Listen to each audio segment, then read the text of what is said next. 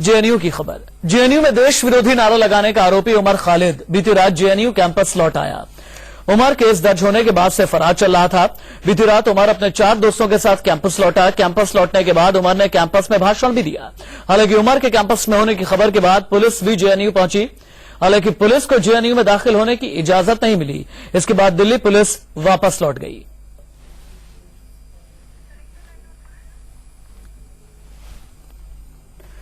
JNU में 9 फरवरी को हुई देश विरोधी नारेबाजी के मामले में फरार 5 आरोपी रविवार शाम कैंपस लौट आए। मुख्य आरोपी उमर खालिद ने स्टूडेंट्स के बीच स्पीच दी। इस बीच आरोपी स्टूडेंट्स ने कहा कि हम गिरफ्तारी का विरोध नहीं करेंगे। वहीं दिल्ली के पुलिस कमिश्नर बीएस बस्सी ने कहा कि अगर ये स्टूडेंट्स बेगुनाह हैं तो उन्हें सबूत देना चाहिए। खालिद ने कहा, मेरा नाम खालिद जरूर है पर मैं आतंकी नहीं हूं। जेएनयू में भाषण देते हुए खालिद ने यह बात कही है। 14 मिनट का एक वीडियो शेयर किया जा रहा है यूट्यूब पर। पूरी तस्वीर, पूरी खबर, रात भर से अब तक जेएनयू में क्या हुआ, क्या चल रहा है, ये सब कुछ देखिए।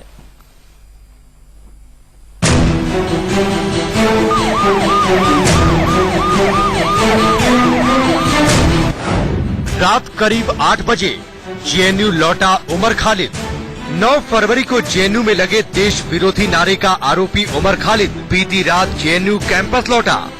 उमर के साथ उसके 4 दोस्त भी मौजूद थे। इंडिया न्यूज के पास उमर का वो वीडियो मौजूद है जिसमें वो अपने दोस्तों के साथ बैठा नजर आ रहा है। रात करीब 8:30 बजे प्रशासनिक भवन के पास छात्र जमा हुए। उमर के जेएनयू लौटने की खबर कैंपस में आग की तरह फैली। उसके समर्थक छात्र जुटने शुरू हो गए। रात करीब 8:30 बजे सैकड़ों छात्र प्रशासनिक भवन के पास जमा हुए। रात 9:30 बजे छात्रों के सामने भाषण। सैकड़ों छात्रों के जमा होने के बाद उमर और उसके साथियों ने भाषण देना शुरू किया। शुरुआत रामा नागा ने की। सबसे आखिर में उमर खालिद ने भाषण दिया। अपने 15 मिनट के भाषण में उमर ने अपने ऊपर लगे आरोपों पर सफाई दी। साथियों, मेरा नाम उमर खालिद जरूर है लेकिन आई एम नॉट टेररिस्ट। साथियों, अभी कुछ दिन, पिछले 10 दिनों में मुझे अपने बारे में ऐसी ऐसी बातें जानने को मिली हैं जो मुझे खुद नहीं पता। मुझे पता चला कि मैं 2 बार पाकिस्तान होकर आया। मेरे पास पासपोर्ट नहीं है लेकिन फिर भी मुझे पता चला कि मैं 2 बार पाकिस्तान होकर आया। एक आईबी से, सरकार से आ गया कि जैश ए मोहम्मद का कोई लिंक नहीं है। उसके बाद भी किसी ने माफी मांगना, डिस्क्लेमर देना, कुछ करने की जरूरत नहीं है। मतलब जब मैंने पहली बार देखा तो हंसी आई कि यार जैश ए मोहम्मद को पता चलेगा शायद झंडे वाला पे एक प्रोटेस्ट करने लगे कि मेरे नाम उनके साथ जोड़ा जा रहा है। रात करीब 12:15 बजे जेएनयू पहुंची दिल्ली पुलिस। उमर के कैंपस पहुंचने की खबर दिल्ली पुलिस तक पहुंची तो तुरंत ही पुलिस की टीम जेएनयू पहुंची, लेकिन पुलिस को अंदर जाने की इजाजत नहीं मिली। करीब 15 मिनट तक गेट पर रुकने के बाद पुलिस की टीम खाली हाथ वापस लौट गई। अब सवाल ये है कि क्या उमर खालिद सरेंडर करेगा या फिर गिरफ्तार होगा। रजनीश शर्मा के साथ वरुण जैन, दिल्ली, इंडिया न्यूज।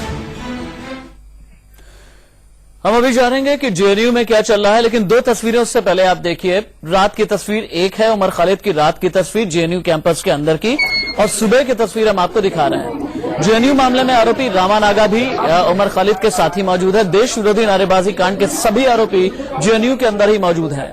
विवाद क्या है ये आप समझिए। जेएनयू में 9 फरवरी को लेफ्ट स्टूडेंट्स के ग्रुप्स ने संसद पर हमले के गुनहगार अफजल गुरु और जम्मू कश्मीर लिबरेशन फ्रंट के को फाउंडर मकबूल भट्ट की याद में एक प्रोग्राम ऑर्गेनाइज किया। इसे कल्चरल इवेंट, कल्चरल इवनिंग का नाम दिया गया। जेएनयू में साबरमती हॉस्टल के सामने शाम 5 बजे उसी प्रोग्राम में कुछ लोगों ने देश विरोधी नारेबाजी की। इसके बाद लेफ्ट और एबीवीपी स्टूडेंट्स के बीच झड़प हुई। 10 फरवरी को नारेबाजी का वीडियो सामने आया, वायरल हुआ। दिल्ली पुलिस ने 12 फरवरी को नारेबाजी के आरोप में देशद्रोह का मुकदमा दर्ज किया। इसके बाद जेएनयू स्टूडेंट्स यूनियन के प्रेसिडेंट कन्हैया कुमार को अरेस्ट कर लिया गया, जबकि उमर खालिद जो तस्वीर में नजर आ रहा है वो फरार हो गया। उमर खालिद कौन है ये समझना बेहद जरूरी है। डेमोक्रेटिक स्टूडेंट्स यूनियन यानी डीएसयू का नेता है, महाराष्ट्र का रहने वाला है। 9 फरवरी को संसद पर हमले के गुनहगार अफजल गुरु की बरसी पर प्रोग्राम करवाया था। प्रोग्राम की इजाजत रद्द होने के बाद भी जब डीएसयू ने डेमोक्रेटिक स्टूडेंट्स यूनियन और लेफ्ट के लोग जेएनयू में मार्च कर रहे थे तब उमर खालिद उनकी अगुवाई कर रहा था, ऐसा अभी तक कहा गया है। उमर के साथ रामा नागा भी सामने आए हैं। उन्होंने सारे आरोपों को गलत बताया है। पुलिस को किस तरह से अगर वाइस चांसलर यहाँ पे बुलाते हैं अरेस्ट करने के लिए, अगर उनको बुलाया जाता है तो निश्चित रूप से अरेस्ट करके ले जाए। हम लोग कोई भी मैंने रेजिस्टेंस नहीं करेंगे, कोई भी मैंने कॉन्फ्रंटेशन नहीं करेंगे। कुछ बाहर के स्टूडेंट वहाँ पे थे जो कि जेएनयू के स्टूडेंट नहीं थे, और इस तरह का नारेबाजी होने के बाद हम लोग वहाँ पे उनको बाकायदा स्टूडेंट रिप्रेजेंटेटिव होने के नाते उन लोग को वहाँ पे बंद करवाने के लिए बोले, वहाँ पे जो भी ऑर्गेनाइजर थे। और उसके बाद वो लोग मैंने जो बाहर के स्टूडेंट थे तो उन लोग को हम लोग ये बोले, फिर वो लोग को भाई जेएनयू के स्टूडेंट नहीं थे वो लोग, और बाहर से आए तो उनका समझदारी क्या था। लेकिन उसके 12 तारीख के बाद जिस तरह से एक माहौल बनाया गया मीडिया के, मैंने कुछ पर्टिकुलरली इस तरह से टारगेट करके कुछ स्टूडेंट को और एक टेरर टाइप का क्रिएट किया गया, तो काफी मैंने स्टूडेंट कम्युनिटी के बीच में वो एक भयानक स्थिति क्रिएट हुआ। और मैंने इस तरह का एक सिचुएशन में हम लोग को भी लगा कि एक सेफ जगह में हम लोग को रहना चाहिए।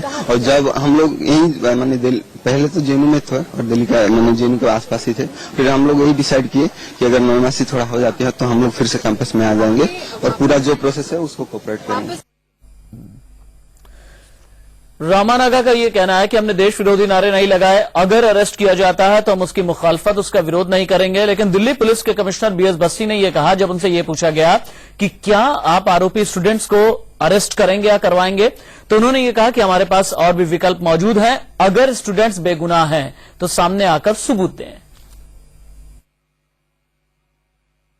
मैं हर व्यक्ति को सलाह दूंगा कि हमें अपने देश की आजादी को बरकरार रखने के लिए अपने संविधान के प्रति निष्ठा रखनी चाहिए और कोई भी ऐसा कार्य नहीं करना चाहिए जो संविधान के विरुद्ध हो, देश प्रेम के विरुद्ध हो। और ऐसे में अगर उन्हें कुछ सैक्रिफाइस भी करनी पड़ती है, अगर वो समझते हैं कि उन्हें गलत भी गिरफ्तार किया जा रहा है, तो ऐसे में उन्हें कानून को अपने हाथ में नहीं लेना चाहिए। मैं तो ये कहूंगा कि अगर उनको पुलिस ढूंढ रही है, अगर पुलिस को उनकी आवश्यकता है, तो उन्हें जो है पुलिस की इन्वेस्टिगेशन ज्वाइन करनी चाहिए। अगर वो निर्दोष हैं, अपनी निर्दोषी का उन्हें साक्ष्य पेश करना चाहिए। दिल्ली पुलिस एक लॉ अवॉइडिंग पुलिस ऑर्गेनाइजेशन है। हमारा ये मानना है कि न्याय की पहली सीढ़ी पुलिस है और हम किसी के साथ में भी अन्याय वाला कार्य नहीं करते हैं और ना ही कभी करेंगे। गिरफ्तार भी कर सकते हैं अगर वो नहीं माने। देखिए ऐसा है कि हजारों ऑप्शंस हैं, मैं अभी ऑप्शंस गिनवा नहीं रहा। मैं इन्वेस्टिगेटिंग ऑफिसर ने क्या डिसीजन लेना है उसके बारे में भविष्यवाणी नहीं करना चाहिए। चलिए फिलहाल के लिए हम सीधे रुख कर लेते हैं जेएनयू का, जहां से मौजूद है मेरे सहयोगी नरेश बिस्वानी लाइव। नरेश, रात से लेकर के अभी तक जेएनयू में क्या चला है, एक ब्रीफ उसका दीजिए और साथ ही ये बताइए कि अभी जेएनयू में क्या चल रहा है, उमर खालिद कहां है? देखिए, रात के वक्त जब उमर खालिद यहाँ पर पहुंचे, उनके साथ जो 4 स्टूडेंट्स थे वो यहाँ पर पहुंचे, उन्होंने भाषणबाजी की जैसे कि अभी आपने सुनाया दर्शकों को।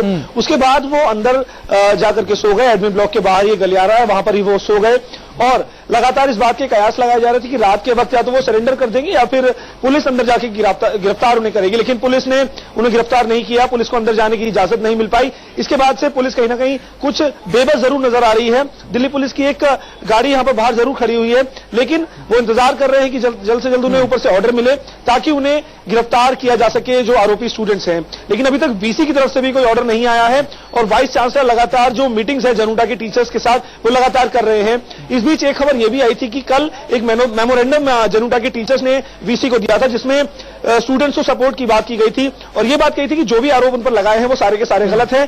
साथ ही साथ ये बात कही गई थी कि शो कॉज नोटिस भी यहां पर स्टूडेंट्स से नहीं मांगा गया था और ये तमाम चीजें एक तरफा हो रही हैं। इस तरह की एक मेमोरेंडम यहां पर सौंपा गया था। इसके अलावा मीटिंग का दौर लगातार जानना चाहूंगा जेएनयू मामले पर। इस वक्त एक बड़ी खबर आ रही है, ब्रेकिंग न्यूज ये है कि कन्हैया की जमानत के मामले में Delhi police, Delhi high court, registrar और सुप्रीम कोर्ट की नियुक्त कमीशन की रिपोर्ट पर सुप्रीम कोर्ट ने कहा है इसमें ऐसा कुछ नहीं है जो विस्फोटक हो।